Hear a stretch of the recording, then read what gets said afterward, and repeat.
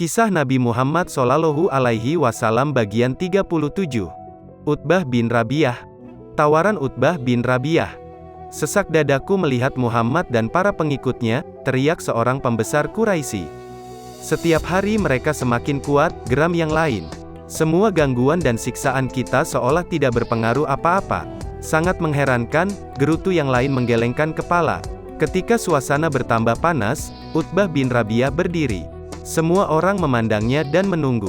Kalau jalan kekerasan tidak membuahkan hasil, sudah saatnya kita mencoba cara lain, kata Utbah bin Rabi'ah. Suaranya pelan dan tenang. Kalau kalian setuju, aku akan bicara dengan Muhammad dan menawarkan beberapa hal menarik kepadanya. Apakah kalian setuju? Setelah terdiam sejenak, akhirnya orang-orang Quraisy itu pun setuju. Coba laksanakan usulmu, kami bersedia memberi apa saja asal Muhammad mau bungkam, kata mereka. Utbah bin Rabi'ah pun menemui Rasulullah. Anakku, katanya lembut, engkau adalah orang terhormat. Namun kini, engkau membawa soal besar sehingga masyarakat kita tercerai-berai. Sekarang dengarlah, kami menawarkan kepadamu beberapa hal, mungkin sebagiannya bisa engkau terima. Anakku, kalau yang engkau inginkan adalah harta, kami siap mengumpulkan dan memberikan harta kami sehingga engkau akan menjadi seorang paling kaya. Kalau engkau ingin kedudukan, akan kami angkat engkau sebagai pemimpin kami sehingga kami tidak akan mengambil keputusan tanpa persetujuanmu. Kalau engkau ingin menjadi raja, akan kami nobatkan engkau menjadi raja kami. Jika engkau diserang penyakit yang tidak dapat engkau sembuhkan sendiri, akan kami biayai pengobatannya dengan harta kami sampai engkau sembuh. Rasulullah terdiam sejenak. Utbah bin Rabi'ah merasa kata-katanya yang berbunga itu seolah menguap tanpa jejak ke udara. Surat Fussilat.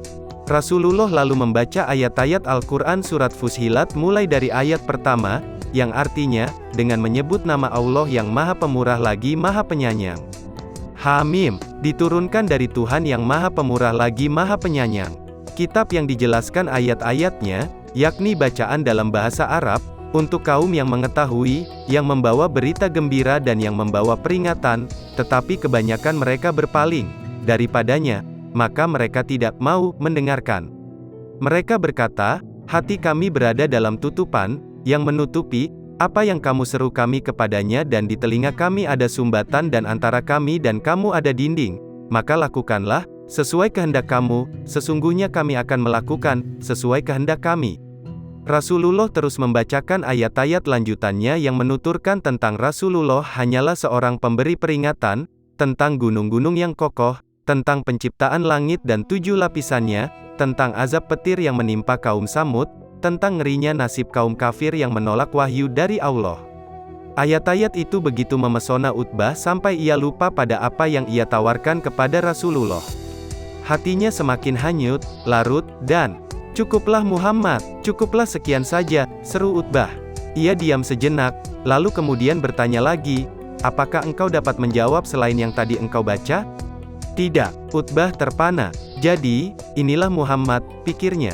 Laki-laki ini bukanlah orang yang ingin memiliki gunungan harta, kedudukan, kerajaan, dan sama sekali bukan orang sakit. Ia hanyalah orang yang ingin mempertahankan tugasnya dengan baik sekali dan ia tadi mengucapkan kata-kata penuh mukjizat. Begitulah, akhirnya Utbah bin Rabi'ah kembali dengan tangan hampa. Para pembesar Quraisy pun kecewa karena Rasulullah menolak tawaran mereka. Kemudian, penganiayaan dan siksaan terhadap kaum muslimin pun berlanjut dan semakin ganas. Demikian kisah Rasulullah SAW bagian 37. Tonton terus video lanjutannya hingga selesai supaya kita mengenal baginda Nabi Muhammad lebih dekat lagi. Semoga ini menjadi salah satu upaya pemantasan diri untuk mendapatkan syafaatnya kelak di akhirat. Tentunya tidak hanya mengenal kepribadian Rasulullah tapi juga melaksanakan perintah Allah dan Rasul-Nya serta menjauhkan diri dari perbuatan dosa.